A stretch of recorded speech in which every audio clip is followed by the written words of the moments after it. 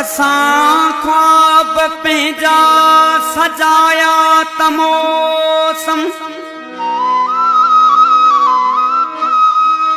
खणी पाण सां गॾु खिज़ान खे पूती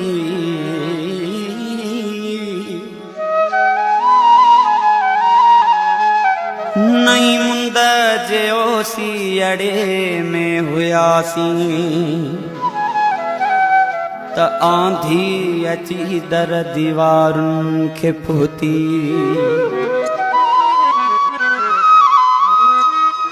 हयाती जे रस्तनि ते यादुनि जा मेला न परता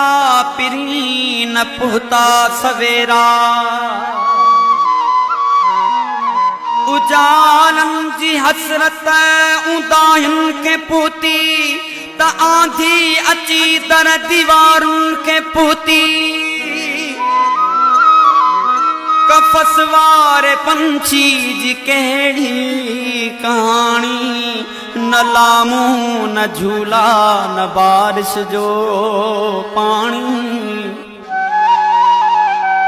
उॾामण जी हसरत अंजामनि खे पूती त आंधी अची दर दीवारुनि खे पूती अञा मस अंगण ते लथा चंड पाछा ऐं यादुनि ॿ टे पल तबसुम खे आछा अञा मस अंगण ते लथा चंड पाछा यादुनि ॿ टे पल तबसुम खे आछा त उडरी ख़बर झट उदासुनि खे पूती त आंधी अची दर दीवारुनि खे पूती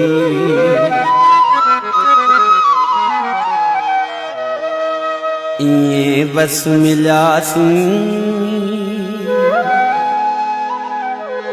जो विछड़ी वियासीं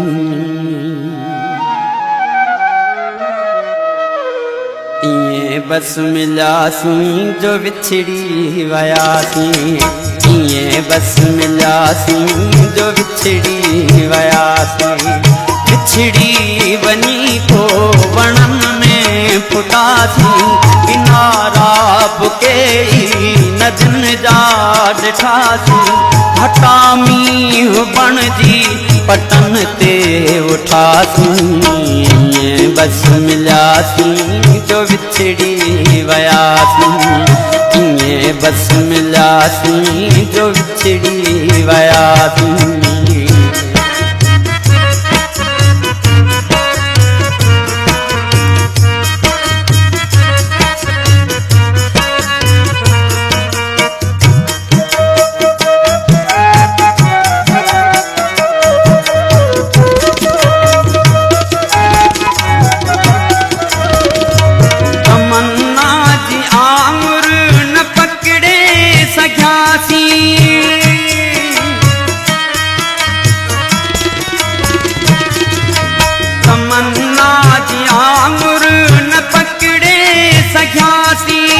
पखियुनि खे अखियुनि सां न जकड़े सघियासीं रुगो गुंबदनि तां निहारे सघियासीं रुगो डाकिणियुनि ते लथासीं चढ़ियासीं ईअं बस मिलियासीं जो विछड़ी वियासीं ईअं बस मिलियासीं जो विछड़ी वियासीं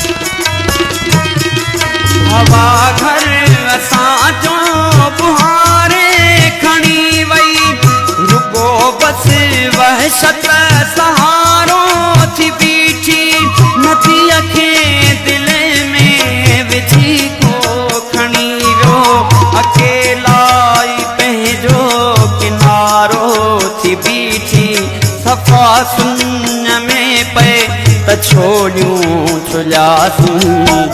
ये बस मिलियासीं जो विछड़ी वयासीं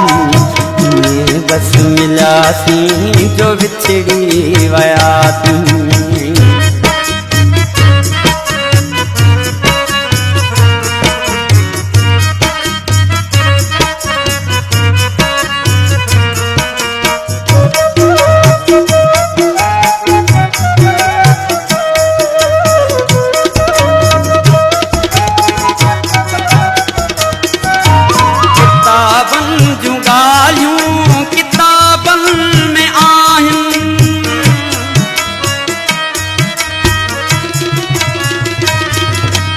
किताबन जूं ॻाल्हियूं किताबन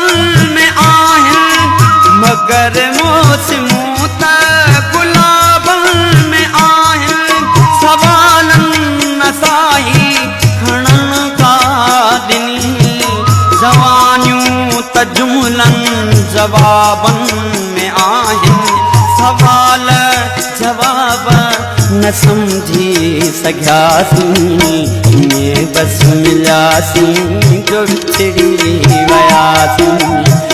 ये बस मिलियासीं जो विछड़ी वयासीं विछड़ी वञी पोइ वणनि में फुटासीं किनारा बुके नदियुनि जा ॾिठासीं घटा मींह बणजी पतन ते उठासीं ये बस मिलियासीं जो विछड़ी वयासीं ये बस मिलियासीं